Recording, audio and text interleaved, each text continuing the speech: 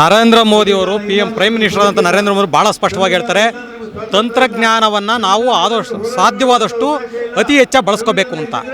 ಇವತ್ತು ತಂತ್ರಜ್ಞಾನವನ್ನು ಸಾಧ್ಯವಾದಷ್ಟು ಬೆಳೆಸ್ಕೋಬೇಕಾಗಿರೋಂಥದ್ದು ಈ ಹಣಕಾಸು ವಿಭಾಗದಲ್ಲಿ ಆಯ್ತಾ. ಇವತ್ತು ಏನಾಗಿದೆ, ಸಣ್ಣ ಪುಟ್ಟ ಕಂಪ್ನಿಗಳಿಗೆಲ್ಲ ಕೊಟ್ಬಿಟ್ಟು ಅವ್ರು ರಾಮನ್ ಲೆಕ್ಕ ಕೃಷ್ಣನ ಲೆಕ್ಕ ಕೊಡ್ಕೊಂಬರ್ತಾರೆ.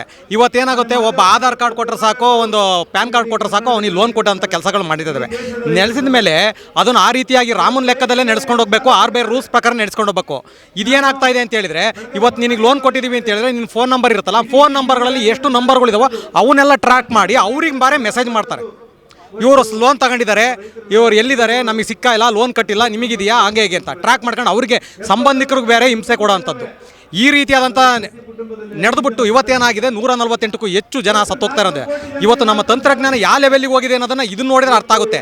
ಯಾಕಪ್ಪ ಅಂದರೆ RBI ಒಂದು ಸ್ವಯಿಚ್ಛತಾ ಕಂಪ್ನಿ, ಅಂದರೆ ಸಪ್ರೇಟ್ ಆದಂಥ ಒಂದು ವ್ಯವಸ್ಥೆಯಲ್ಲಿರುವಂಥದ್ದು. ಅದು ತಂತ್ರಜ್ಞಾನವನ್ನು ಭಾಳ ಸ್ಪಷ್ಟವಾಗಿ ಬಳಸ್ಕೊಂಡು ಪ್ರತಿಯೊಬ್ಬರಿಗೂ ಕೂಡ ವೈಜ್ಞಾನಿಕವಾಗಿ ಯಾವ ಮನುಷ್ಯನಿಗಿದೆಯೋ ಯಾವ ಮನುಷ್ಯನಿಗಿಲ್ವೋ, ಯಾರಿಗೆ ಇಲ್ಲ, ಯಾರಿಗೆ ಅವಶ್ಯಕತೆ ಇದೆ ಅವರಿಗೆ ಅವ್ರ ಮುಖಾಂತರನೇ ಸಿಗುವಂಥರ ಆಗಬೇಕು. ಈ ಫೈನಾನ್ಸ್ ಕಂಪ್ನಿಗಳಿಗೆ ಬಿಡೋವಂಥದ್ದು, ಇವರು ರಾಮನ್ ಲೆಕ್ಕ ಕೃಷ್ಣನ ಲೆಕ್ಕ ತೋರಿಸ್ಕೊಂಡ್ಬಿಟ್ಟು ಜನರದ್ದು ಗೂಳೆಪ್ಸೋಂಥದ್ದು, ಈ ಹೆಣ್ಗಳ ಮೇಲೆ ಬದುಕೋವಂಥ ವ್ಯವಸ್ಥೆ ನಮಗೆ ಬೇಕಾಗಿಲ್ಲ. ನಿಜವಾದಂಥ ತಂತ್ರಜ್ಞಾನ ಏನಾದ್ರು ಇದ್ದರೆ ಮೊದಲು ಈ ಹಣಕಾಸು ವ್ಯವಸ್ಥೆಯಲ್ಲಿ ಅಳವಡಿಸ್ಕೊಳ್ಳಿ. ಇದನ್ನು ದೊಂಬಿ ಮಾಡೋದಕ್ಕೆ ಬಿಡಬೇಡಿ.